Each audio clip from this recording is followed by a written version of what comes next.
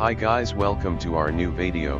In this video we will talk about the Bataan power plant of former President Marcos, and if you are new to my channel don't forget to like, subscribe and press the notification bell to stay updated on our future videos.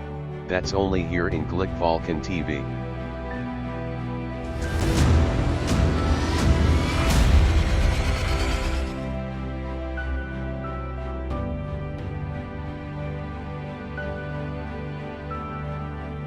President Rodrigo Duterte decided recently to explore the feasibility of using nuclear power by establishing a cross-ministerial organization. The move could lead to a full-scale debate over the issue, with the view of resolving the country's chronic power shortage. There is a nuclear power plant in the Philippines that has never come online since it was completed in 1985. Although the Manila government is considering using the long-dormant facility, the process of putting it back into action will face a mountain of challenges. Speaking during an energy-related online conference at the end of July, Energy Secretary Alfonso Cusi expressed his intention to move ahead with considering nuclear power use. Cusi said at the time that although the existing facility, the Bataan nuclear power plant, was in a dormant state, the current economic situation was quite different from what it was when the plant was built. He also said that it was time to hold a public debate about the role of nuclear power in energy security. The Bataan nuclear power plant, located in Bataan province to the west of the capital Manila, is the only such facility in Southeast Asia.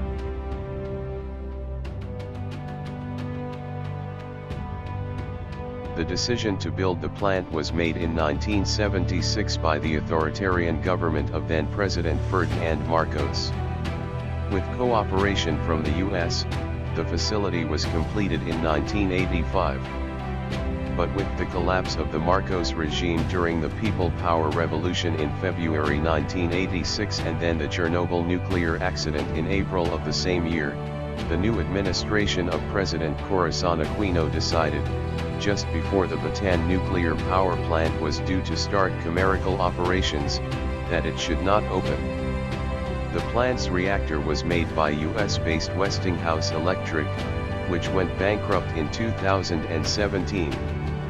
The facility has a pressurized water reactor, or PWR, the same type as those used at the nuclear power plants of Japan's Kansai Electric Power and Kyushu Electric Power. Its output capacity is 620,000 kilowatts, a relatively small capacity for a nuclear power plant. The plant is now open to the public for field trips and other purposes. The building is showing visible signs of age and inside it, the reactor is laid bare. An old-fashioned telephone is still in the control room. Officials in successive administrations have often discussed using the long-dormant nuclear plant, with the debate now raketed again, especially in the Department of Energy, since Duterte issued an executive order in late July. He ordered the establishment of an interagency committee to examine the necessity and feasibility of incorporating a nuclear power plant in the country's energy mix, as well as the challenges it faces. The committee is also tasked with compiling the first report by January 2021, after exploring the possibility of restarting the Bataan nuclear power plant. The Philippines deregulated its electricity market in 2001. Although energy demand is expected to grow in the long run, private companies have shied away from the risk of making big investments in the sector, resulting in a shortage of power generation capacity. Due to its unstable power supply, the country has one of the highest electricity charges in the region. The Department of Energy recently announced a plan to restart the idle nuclear power plant as early as in 2027, in an effort to diversify its power sources.